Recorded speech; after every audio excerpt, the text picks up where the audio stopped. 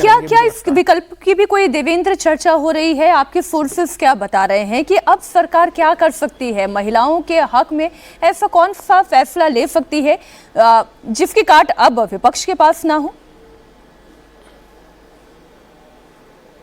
नहीं, आज तो मीनाक्षी ऐसा कुछ भी नहीं होने जा रहा है। और आज तो आप सिर्फ ये देखेंगे कि सुनेंगे कि प्रधानमंत्री नरेंद्र मोदी एक लाइन देंगे और अगले 10 से 15 दिन तक बहुत एग्रेसिवली पंचायत लेवल तक एनडीए नेताओं का ये कार्यक्रम चलेगा। और आज सोर्सेज के द्वारा जो हमें जानकारी मिली, कैबिनेट की बैठक में भी पीएम मोदी ने इस बात पे जोर दिया कि एनडीए का ये कार्यक्रम होना चाहिए और हर पंचायत लेवल तक होना चाहिए कि किस प्रकार से अपोजिशन ने इसको हॉल्ट कर दिया महिलाओं के सशक्तिकरण के लिए केंद्र सरकार जो काम कर रही थी। दूसरी चीज की कल रात जो वीडियो कॉन्फ्रेंसिंग हुई थी, उस वीडियो कॉन्फ्रेंसिंग में बीजेपी के राष्ट्रीय अध्यक्ष ने बीजेपी शासित राज्यों के मुख्यमंत्रियों से कहा कि एक एक दिन का स्पेशल सेशन बुलाया जाना चाहिए अपने अपने विधानमंडल में, क्योंकि इसमें विधानमंडल में भी 33% रिजर्वेशन होना था। और वहां पर अपोजिशन का जो रवैया रहा, जिस प्रकार से इस बिल को गिरा दिया गया, उसके खिलाफ एक निंदा प्रस्ताव पारित होनी चाहिए। बाकी तमाम नुक्कड़ नाटक या यात्राएं, प्रेस कॉन्फ्रेंसेज, ये सारी चीजें तो होगी होंगी। तो 10 से 15 दिन का लगभग बीजेपी का ये अभियान चलेगा। फिलहाल तो यही रहना है और इसी के इर्द गिर्द सारी चीजें होंगी। दूसरी चीज की मीनाक्षी, पहली बार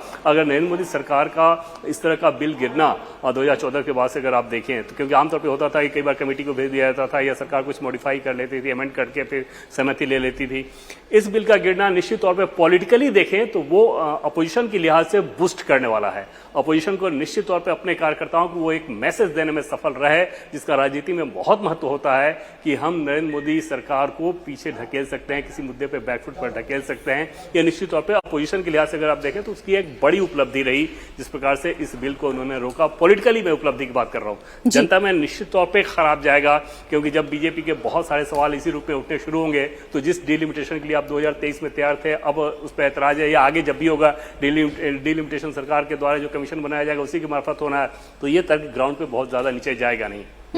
बिल्कुल ठीक आप कह रहे हैं। और एक नैरेटिव जो इस वक्त विपक्ष खड़ा करने की कोशिश कर रहा है कि ये बिल अगर पास हो जाता तो डिलिमिटेशन हो जाता, एफटी सीटों का फिर क्या होता, जातिगत जनगणना होने के बाद फिर इसे कराते तो ज्यादा बेहतर होता। ऐसी बहुत सी बातें और कही गई देवेंद्र, जिसमें मैं अगर एससी एसटी के अलावा ओबीसी को भी गिनूं और उसमें भी मुस्लिम तुष्टीकरण की राजनीति जो कि कार्ड अखिलेश यादव की पार्टी के तमाम सांसद खेलते हुए नजर आए, या असदुद्दीन ओवैसी की हम बात कर ले, वो भी खेलते हुए नजर आए, इन सब पर वार तो होगा।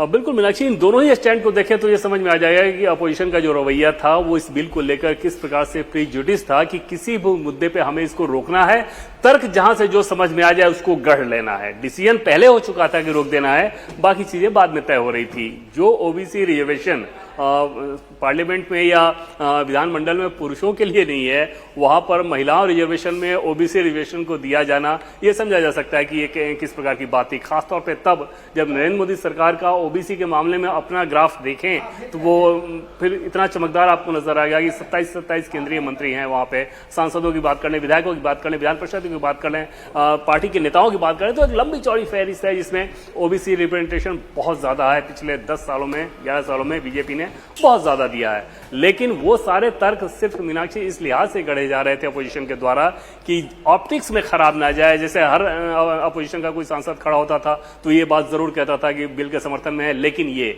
अगर ये, किंतु ये, परंतु ये, क्योंकि उनका डिसीजन एकदम से तय था कि हमको सरकार को ये मौका नहीं देना है। और कल जब सरकार के फ्लोर मैनेजर्स बातचीत कर रहे थे अपोजिशन के द्वारा कल भी, तो उस समय जब अपोजिशन के एक बड़े नेता से बात हुई तो उन्होंने सीधे इस साइन मार्क करके कहा कि तीनों ही bill big no big no big no, मतलब वो एकदम से डिसीजन था कि हमें इनको मंजूरी नहीं देना है और सरकार को ये मौका नहीं देना चाहते। जाहिर तौर पे उनके हिसाब से अगर देखें तो अपोजिशन तो अपना ही स्टैंड रखेगा।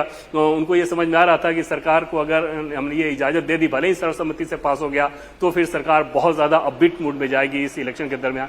वो ये मौका वो भी नहीं देना चाह रहे थे। तो कुल मिलाकर अब नैरेटिव का ही गेम चलना है मीनाक्षी अगले कुछ दिनों तक, और उसमें समझ में आएगा कि जनता को किसने अपनी बात ज्यादा बेहतर समझा दी।